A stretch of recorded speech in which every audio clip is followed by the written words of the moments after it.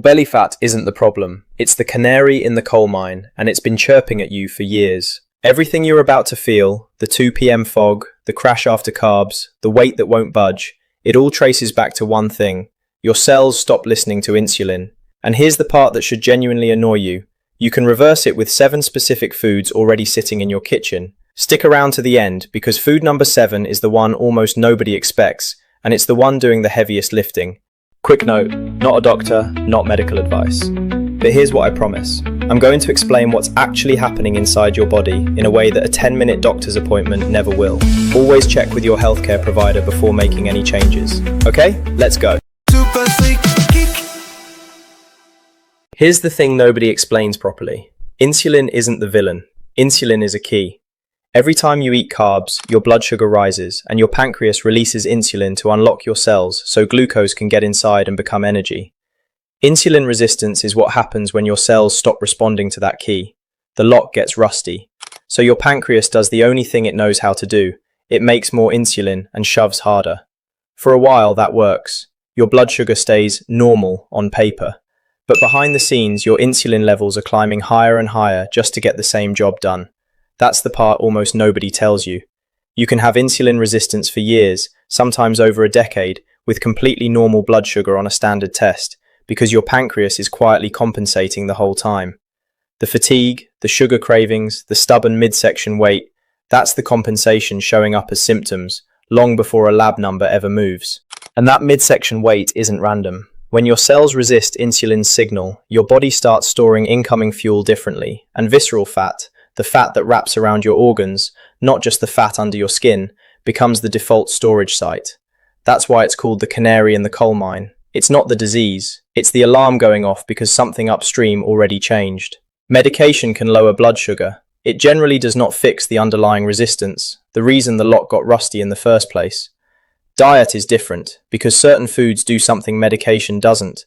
They change how your cells respond to insulin at a cellular level, not just how much sugar is floating in your blood. This is where I want to bring in something personal.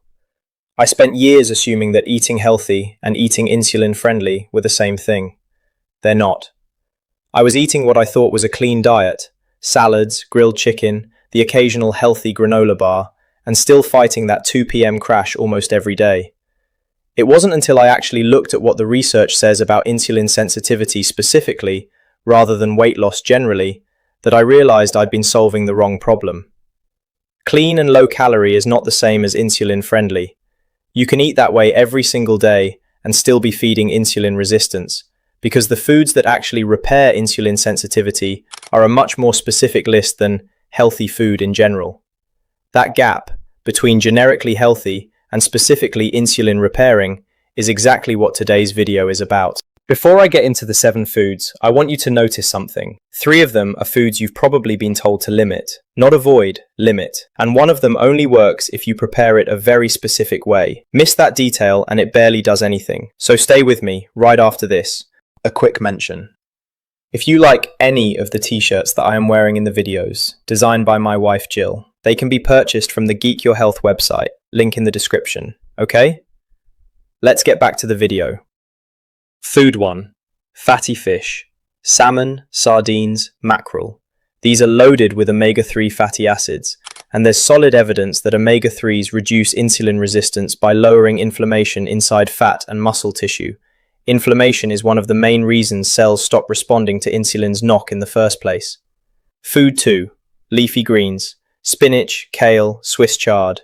These aren't just low-calorie filler, they're rich in magnesium, which is directly involved in how insulin receptors function, and they're packed with polyphenols, plant compounds that act as antioxidants and protect your cells from the oxidative stress that blunts glucose uptake. Food 3. Berries, specifically strawberries and cranberries. This one actually surprised me when I dug into the research. A randomized controlled clinical trial had insulin-resistant adults drink a strawberry and cranberry polyphenol beverage daily for 6 weeks, and their insulin sensitivity measurably improved, tested using the gold standard clamp method doctors use in metabolic research. That's not a supplement claim, that's fruit, in a controlled trial, moving the needle. Food 4. Legumes. Lentils and chickpeas specifically. A quarter cup of lentils has almost 15 grams of fiber. That fiber does 2 things. It slows the glucose spike after you eat, and it feeds bacteria in your gut that produce short-chain fatty acids, which research links directly to better insulin sensitivity. This is one of the foods you've been told to limit I mentioned earlier. A lot of low-carb messaging lumps legumes in with foods to avoid. The research doesn't support that. Food 5. Nuts and olive oil. These are your monounsaturated fats, MUFAS.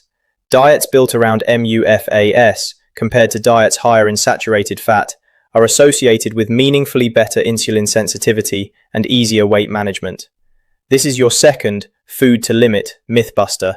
People cut fat across the board when trying to fix blood sugar, when the type of fat matters far more than the total amount. Food 6. Fermented foods. Plain yogurt, kefir.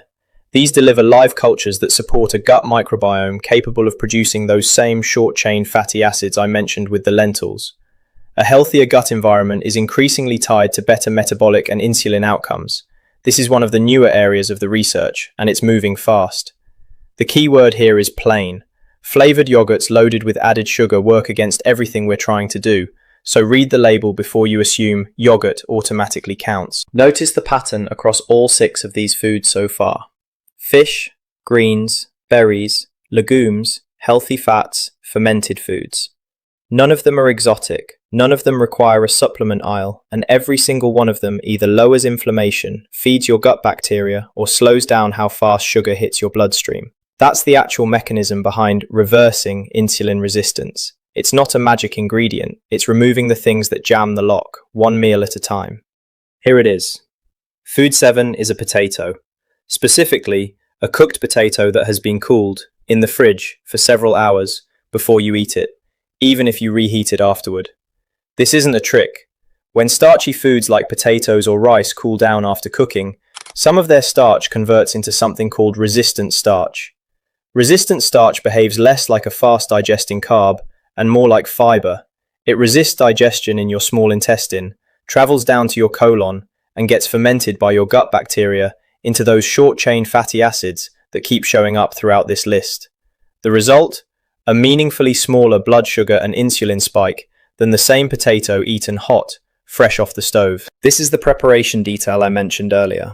A hot potato and a cooled then reheated potato are, biologically, 2 different foods when it comes to your insulin response. That's why it's doing more heavy lifting than people expect. It's not about avoiding the food, it's about how you handle it. The same principle applies to rice and pasta, by the way. Cook it, cool it overnight, then reheat it the next day, and you get a meaningfully gentler blood sugar response than eating it fresh. I'll admit, the first time I read this research, I assumed it was one of those overhyped internet food hacks. It isn't. It's measurable, it's repeatable, and it costs you nothing except a little planning the night before. Your homework this week. Pick one meal, any meal, and swap in one food from this list. If you already eat potatoes or rice, try cooking a batch, refrigerating it overnight, and eating it cold or reheated the next day. If you want to stack the odds even further, pair that resistant starch meal with something from earlier in the list, a handful of walnuts, a spoonful of plain yogurt, a side of lentils, so you're layering more than one mechanism at once, instead of relying on a single food to do all the work. Small, specific, repeatable. That's how insulin sensitivity actually rebuilds. One last thing before you go. If you've been following along and doing the homework at the end of each video, you are already a healthier version of yourself than you were a month ago. Not because of a gym membership, not because of an expensive protocol, because of small, consistent, science-backed steps that actually compound over time. That is the whole point of this channel. If I have earned a thumbs up today, please leave one. And if you haven't subscribed yet, now is a good time. Every subscriber helps more people find this content, and the more people we reach, the more of this we can do. I'm Nate. This is Geek Your Health. Check out geekyourhealth.com for more. There's a free guide waiting for you there. Let's get healthy together. See you in the next one.